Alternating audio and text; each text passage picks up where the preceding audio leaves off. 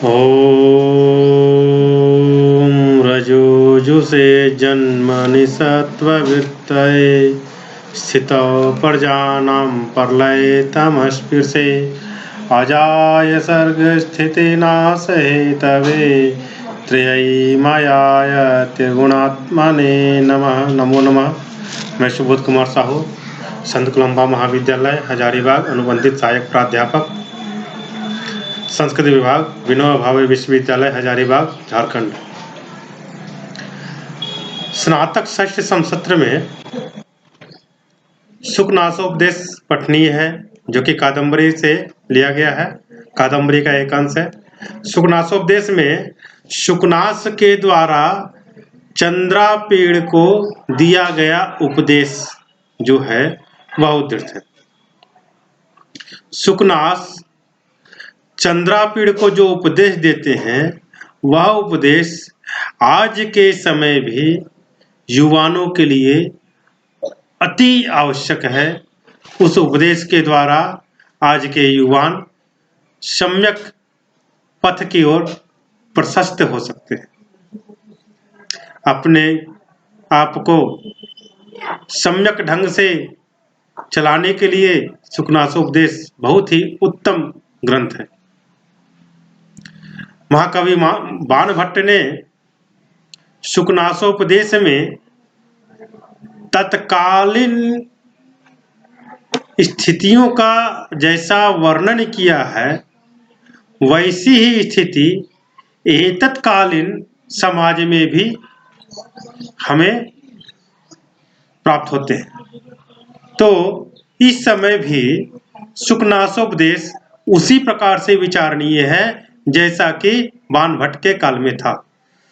तो आज हम लोग सुखनासोपदेश के जो पहले बताए जा चुके हैं उसके आगे हम लोग आज देखेंगे क्या है। इसके पहले जैसा कि हम बता चुके थे कि आचार्य सुखनास जो उनके प्रधानमंत्री हैं वे उनको बतलाते हैं कि यह जो समय है तुम्हें युवराज के पद पर अभिषिक्त तो किया जा रहा है, लेकिन युवराज के पद पर आने के बाद तरह तरह के प्रलोभनों में कहीं तुम फंस ना जाओ और अपने आप को जितना दृढ़ रखो उतना ही राज्य के शासन में उत्तम होता है। इस समय युवावस्था में कौन कौन सी स्थितियां आती है और किन किन स्थितियों का निराकरण हमें करना चाहिए, इनका बहुत ही सुंदर ढंग से वर्णन प्रधानमंत्री सुखनास ने किया है। उन्होंने पिछले में कहा था कि गर्भ से ही ईश्वरत्व को प्राप्त होना, स्वामित्व को प्राप्त होना, धन संपदा को प्राप्त करना, अभिनव यौवन, अप्रतिम रूप, अमानुषी शक्ति, ये सभी जो है अनर्थ की परंपराएं हैं। ये सभी अगर एक एक भी किन्हीं के पास हो जाए तो वो उसका नाश कर सकती है। तो अगर सभी एक साथ हो जाए तो फिर उसका कहना ही क्या है। और तुम सभी प्रकार के शास्त्रों का अध्ययन कर चुके हो, सभी प्रकार के ज्ञातव्य विषयों के ज्ञान को भी प्राप्त कर चुके हो, तो तुम्हें इस समय इन सभी से अलग व्यवहार के ज्ञान को भी जानना आवश्यक है और अपने आप को युवावस्था में किस प्रकार से रखना चाहिए इसका भी ज्ञान आवश्यक है। तो इसके लिए वो उन्हें उपदेश देते जा रहे थे। आज हम लोग देखेंगे, बोलते हैं यहाँ पर कि भवादृशा एव भवन्ति भाजनानि उपदेशा नाम, आपके जैसे लोग ही उपदेश के भाजन होते हैं। जैसा कि हम पिछले बार में बताए थे ये सब कि आपके जैसे लोग ही उपदेश के भाजन होते हैं, उपदेश के पात्र होते हैं। इसलिए क्योंकि जल जो है अगर स्वच्छ जल भी है तो यदि कान में चला जाए तो वो कान को पीड़ा दे देता है। उसी प्रकार से जो असभ्य पुरुष है, अभद्र पुरुष है, उसके पास यदि गुरु का वचन, गुरु का उपदेश अगर चला भी जाए तो उसको कष्टकारी होता है। लेकिन जिसका मन निर्मल हो गया हो, जो स्फटिक मणि के समान शुद्ध जिसका मन हो, उसमें जिस प्रकार से स्फटिक मणि में चंद्रमा की किरणें सुखपूर्वक प्रवेश करती है, उसी प्रकार से निर्मल मन में भी उपदेश के गुण सुखपूर्वक प्रविष्ट करते हैं। और तुम्हारा मन भी निर्मल है, तुम ज्ञातव्य विषयों को जान चुके हो, तो इसलिए तुम्हें यह ज्ञान अति आवश्यक है और तुम्हारे जैसे लोग ही इसके पात्र बनते हैं, जैसा कि हम पिछले बार बता चुके थे। आज बतला रहे हैं सुखनाथ बोलते हैं, अयम एव च अनास्वादित विषय रसस्य ते काल उपदेशस्य। अयम एव च काल, और यह ही काल, यह ही समय, अनास्वादित विषय रसस्य अनास्वादित, विषय का जो रस है उसको आस्वादन तुम नहीं किए हो, उसका उपभोग तुम नहीं किए हो, अभी तुम विषय वासनाओं में फंसे हुए नहीं हो। अतः ते अयमेव उपदेशस्य कालः, इसलिए तुम्हारे लिए यह ही उपदेश का काल है।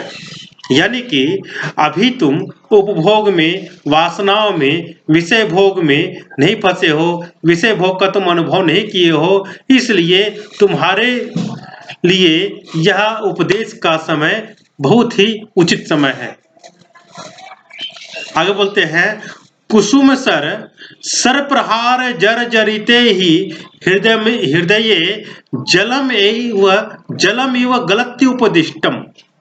कुसुम सर प्रहार जर्जरिते ही हृदय जलमिव गलत्युपदिष्टम। कुसुम सर प्रहार जर्जरिते ही, कुसुम सर, तो यहाँ पर बोल रहे हैं कि कुसुम सर यानी कि कंदर्प, यानी कि कामदेव, कामदेव के सर प्रहार यानी कि बाणों के आघात लगने से जर्जरित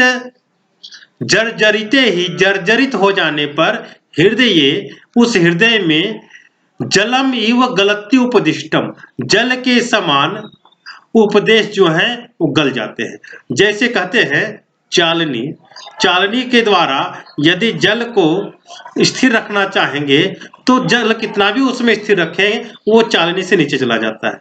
उसी प्रकार से कामदेव के बाणों के आघात से जिसका हृदय जर्जरित हो गया है, जिसका हृदय छिन्न भिन्न हो गया है, जिसका हृदय नष्ट भ्रष्ट हो गया है, वैसे व्यक्ति को उपदेश जो है पूर्णतः प्राप्त नहीं हो पाता। उपदेश के वचन को वह प्राप्त नहीं कर पाता। उपदेश के वचन जल की भांति चू जाता है। जैसे चलनी में जल जो रख देते हैं तो रखने पर भी वो जल है सो चू जाता है, उसी प्रकार से उपदेश के वचन है सो चू जाते हैं। अकारणंच भवति दुष्प्रकृतेर अन्वयः श्रुतम व विनयस्य। अकारणंच भवति दुष्प्रकृतेन अन्वयः, और दुष्प्रकृति, दुष्शील व्यक्ति का अकारणम भवति, अकारणंच भवति, और बिना किसी कारण के होता है। दुष्प्रकृतेर अन्वयः, दुस्वभाव व्यक्ति जो है उसका अन्वय यानी कि सतकुल में, वह श्रुतम विनय से, सुने हुए यानी शास्त्र के नम्रता का, अकारणम भवति, बिना किसी कारण से होता है। यानी कि दुष्शील व्यक्ति का, दुस्वभाव वाले व्यक्ति का उत्तम कुल में, उत्तम वंश में एवं शास्त्र का ज्ञान या विनम्रता का कारण नहीं होता। यहाँ पर बताना चाह रहे हैं कि उच्च कुल में जो व्यक्ति पैदा लेता है, उच्च कुल में पैदा होने के बाद भी और अच्छी शिक्षा होने के बाद भी, अच्छी शिक्षा प्राप्त करने के बाद भी दुष्ट लोगों की दुर्विनीतता जो है वो घटने की बजाय उल्टा बढ़ता ही जाता है, बिना किसी कारण का बढ़ता जाता है। तो दुष्ट स्वभाव जो है उत्तम वंश में जन्म लेने के बाद भी, शास्त्र का ज्ञान होने के बाद भी वो बिना किसी कारण का बढ़ता जाता है, अकारण ही बढ़ता जाता है। तो इस पर बोलते हैं चंदन प्रभवो ना दहती की मन अल्लाह। क्या चंदन जो है वो शीतलता प्रदान करती है, तो चंदन शीतलता जब प्रदान करती है तो क्या चंदन के प्रभाव से क्या आग नहीं जलता है?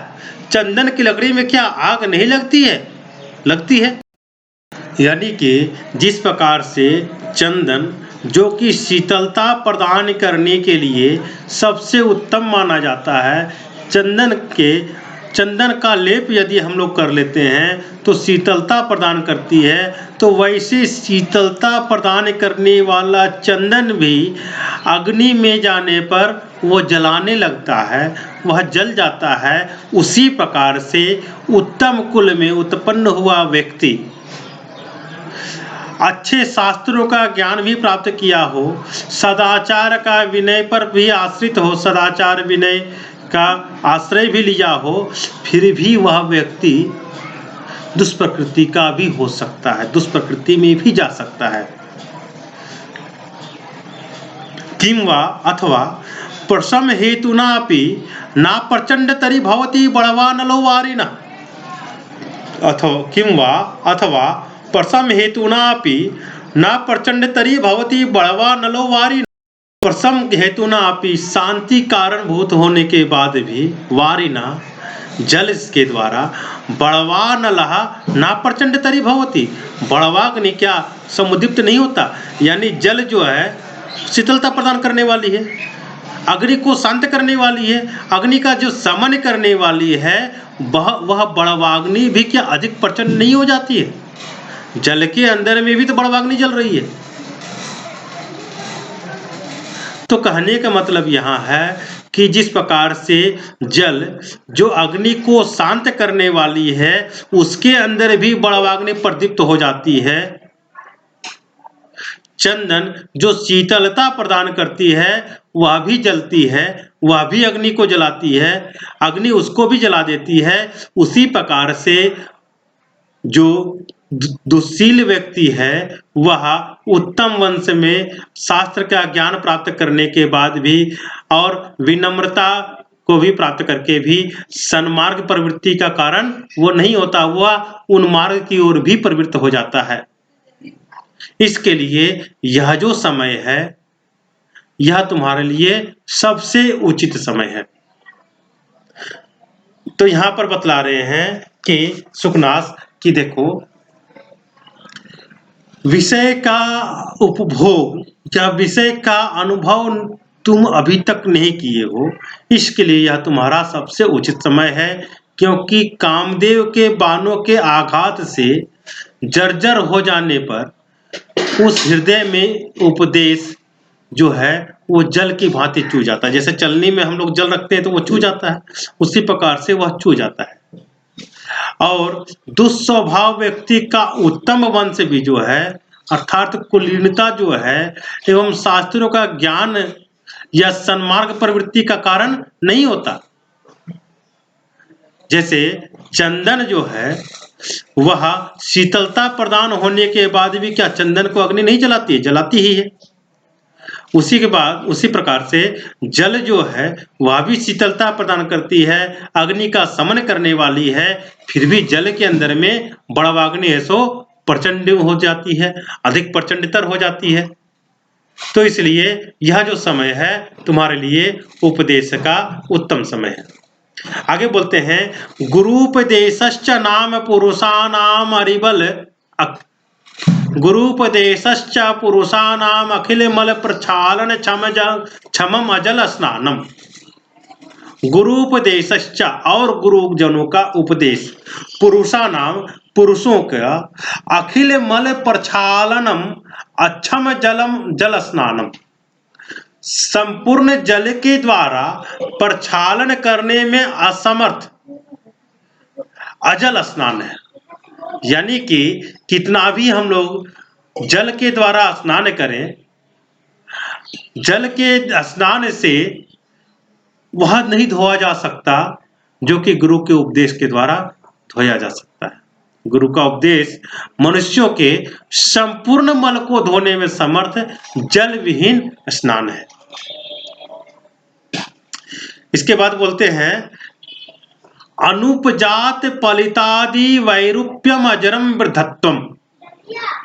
अनुपजात पलितादि वैरूप्यम अजरम वृद्धत्वम। अनुपजात यानी अनुत्पन्न, पलितादि वैरूप्यम पलित बालों का पकना आदि, वैरूप यानी विरूपता का, कुरूपता का जो कारण है, तो बालों का पकना, कुरूपता आदि जो है उनका बिना उत्पन्न हुए, यानी कि बिना बाल के पके हुए, बिना वृद्धावस्था की जीर्णता शीर्णता के जो बुढ़ापा है, उस बुढ़ापा के आए हुए यह जो उपदेश है अजरम वृद्धत्वम, यानी कि बिना बुढ़ापा का वृद्धत्व को प्राप्त कराता है। गुरु का उपदेश अनुपजात पलितादि वैरूप्यम अजरम वृद्धत्वम, यानी कि बालों की सफेदी आदि परिवर्तन से रहित बिना बुढ़ापे की बुजुर्गी है।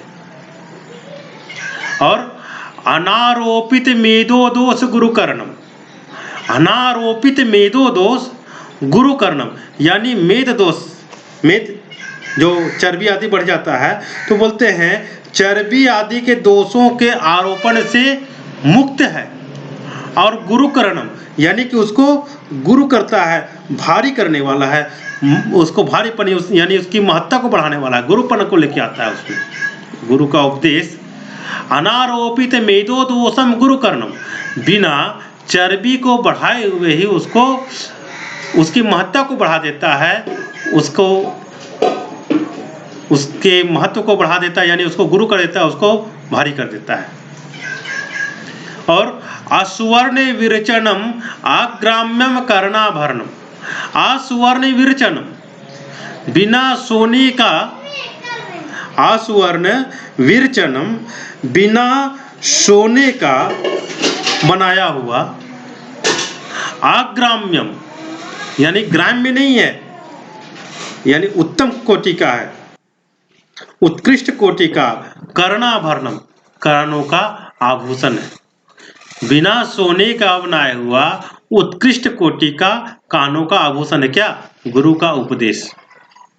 अतीत ज्योतिरालोक कहा, अतीत ज्योतिरालोक कहा, यानी कि ज्योति से अतीत है, चमक दमक से शून्य है, लेकिन आलोक प्रकाश को देने वाला है, पथ प्रशस्त करने वाला है। गुरु का उपदेश चमक दमक से शून्य है, अतीत ज्योति, ज्योति से अतीत है, यानी उसमें किसी भी प्रकार की चमक धमक नहीं है। और आलोक वह प्रकाशित करने वाला है। नोद्वेग करह प्रजागरह, नोद्वेग करह प्रजागरह, यानी कि उद्विग्नता को पैदा नहीं करता है, ना उद्वेग करह, उद्विग्नता को पैदा नहीं करने वाला है, और प्रजागरह प्रकृष्ट रूप से उसको जागृत करता है। प्रजागरह प्रकृष्ट रूप से जागरण कराने वाला है। तो गुरु का उपदेश जो है वह पुरुषों के अखिल मल प्रक्षालन अक्षम जल स्नानम, यानी संपूर्ण प्रकार के जलों के स्नान से वह समर्थ नहीं हो सकता, वैसा अजल का स्नान है। और अनुपजात पलितादि वैरूप्यम अजरम वृद्धत्वम, बिना बाल के पके हुए, बिना कुरूपता के आए हुए, बिना बुढ़ापा के आए हुए वृद्धत्व है। अनारोपित मेदो दोषम गुरुकर्णम, और अनारोपित मेदो दोषम बिना चर्बी के बढ़ाए हुए गुरुकर्णम, यानी कि गुरु के उपदेश से वह अपने आप को महत्वशील बना लेता है, महत्वाकांक्षी व्यक्ति वह हो जाता है। और आश्वर्ण विरचनम अग्राम्यम कर्णाभरणम, यानी कि बिना सोने के बनाए हुए और उत्कृष्ट कोटि का कानों का आभूषण है। क्या? गुरु का उपदेश। और अतीत ज्योतिरालोक, अतीत ज्योति, ज्योति से अतीत है यानी चमक दमक से शून्य है, लेकिन आलोक प्रकाशित करने वाला है। नोद्वेग कर रहा पर जाग रहा, उद्वेग करने वाला नहीं है और प्रजाग रहा, प्रकृष्ट रूप से उसको जागृत करने वाला है। विशेषण राज्ञाम, और राजाओं के लिए यह गुरु का उपदेश जो है और अधिक उपयोगी है। विशेषण राज्ञाम, राजाओं के लिए गुरु का उपदेश और अधिक उपयोगी है। और विरला ही तेषाम उपदेष्टारः, तेषाम उपदेष्टारः विरला, राजाओं को उपदेश देने वाला जो है बहुत ही विरल है। बहुत कम ही लोग मिलते हैं जो कि राजा लोग को उपदेश दे सकते हैं। प्रति शब्दक इव राजवचनम अनुगच्छति जनो भयात। क्यों? क्योंकि उसके उपदेश देने वाले विरल क्यों हैं उसके बारे में बतला रहे हैं कि प्रति शब्दक इव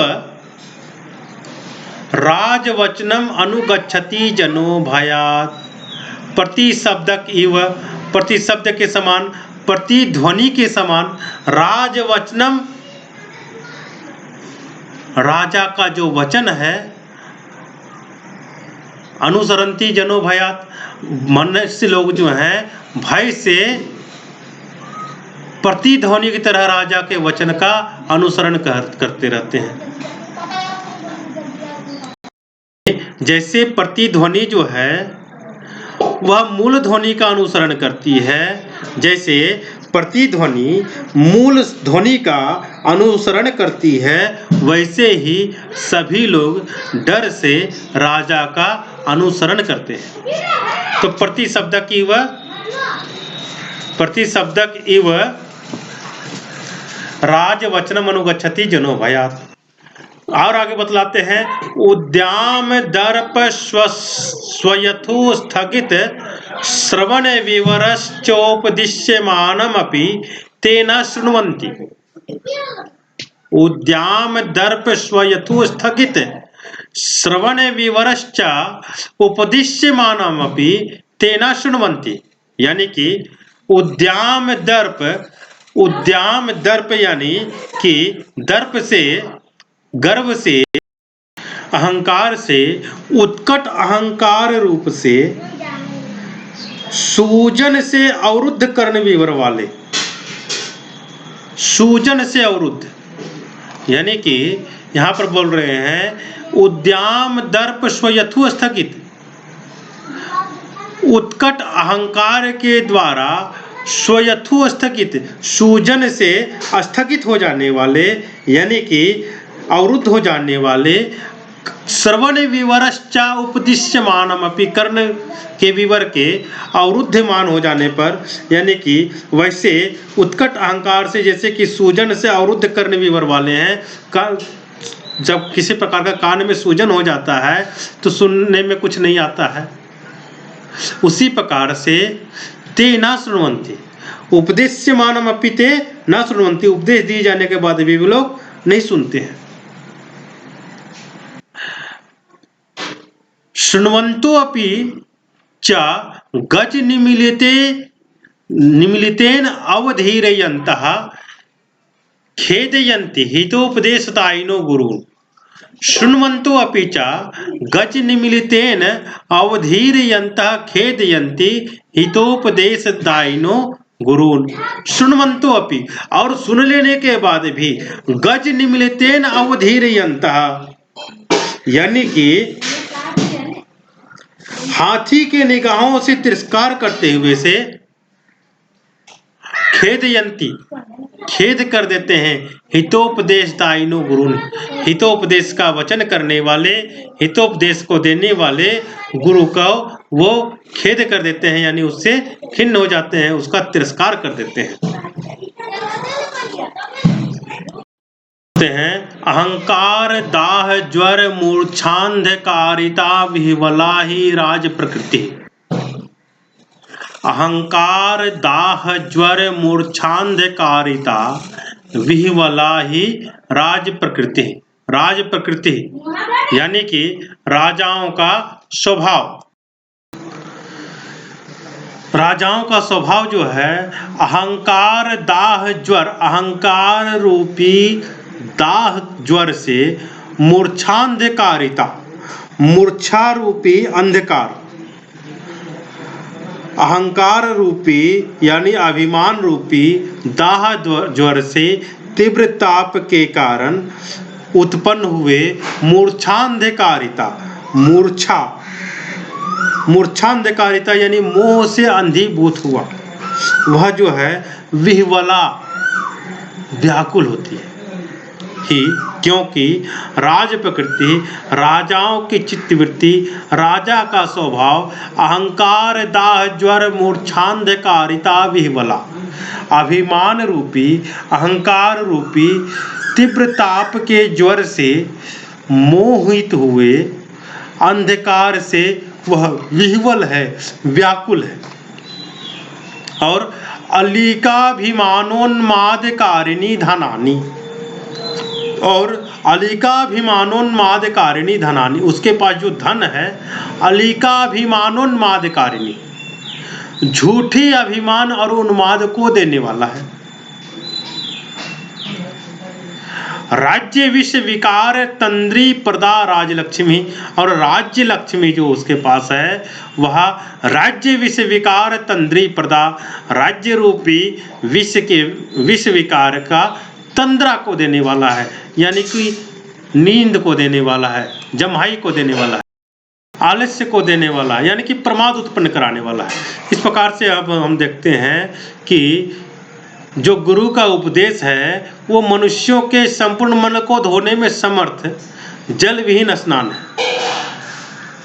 बालों के पकने आदि के कारण होने वाली जो कुरूपता है, जीर्णता है, उनसे रहित बुढ़ापा है। गुरु का उपदेश जो है बालों के पकने आदि के कारण जो कुरूपता आदि है, जीर्णता आदि है, वैसी बुढ़ापा नहीं है।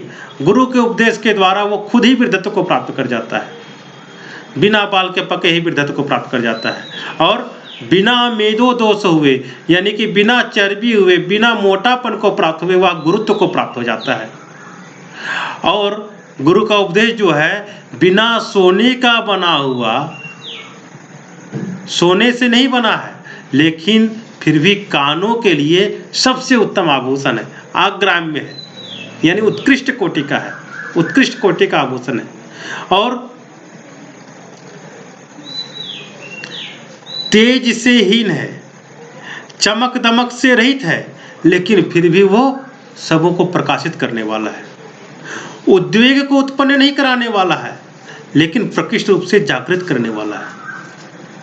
यह गुरु का उपदेश जो है वो विशेष करके राजा के लिए अत्यंत लाभकारी है, क्योंकि राजा को उपदेश देने वाले मनुष्य विरले ही मिलते हैं। और राजा के यहाँ जो रहते हैं भय से मनुष्य लोग प्रतिध्वनि के समान राजा के वचन का अनुसरण करते रहते हैं। जैसे प्रतिध्वनि जो है मूल ध्वनि का ही अनुसरण करती है, उसी प्रकार से प्रजाजन जो है वो राजा के भय से राजा के वचन का अनुसरण करते रहते हैं। और उसी प्रकार से उत्कट गर्व रूपी सूजन से उसके ढके हुए कानों के छेद वाले राजा लोग जो हैं वो कितना भी उसको कुछ कहा जाए वो सुनते नहीं, और यदि सुन भी लेते हैं तो वो लापरवाही के जैसा अवहेलना करते हुए जो गुरु उसको उपदेश दिए हैं उन गुरु का तिरस्कार करते हैं, उसको क्लेश पहुंचाते हैं। क्योंकि राजा का जो स्वभाव है वह अभिमान रूपी तीव्र ताप से उत्पन्न होने वाली मूर्छा के कारण अंधकार तुल्य बना हुआ है और विवेक शून्य एवं व्याकुल रहता है। और उसके पास जो धन संपत्ति है वो मिथ्या अभिमान के कारण उन्माद को पैदा करने वाली है। और राज्य लक्ष्मी जो है वो राज्य लक्ष्मी राज्य रूपी विष के विकार से उत्पन्न तंद्रा प्रदान करती है, निद्रा प्रदान करती है, आलस्य प्रमाद को देने वाली है। तो इसलिए गुरु का उपदेश जो है राजा लोगों को देने वाला बहुत कम ही लोग मिलते हैं, विरले ही मिलते हैं, और अभी उसे मिला है, इसलिए उसे चाहिए कि गुरु के उपदेश का वो ग्रहण करे। ऐसा सुखनाथ चंद्रापीड़ को कहते हैं। नमस्कार, धन्यवाद।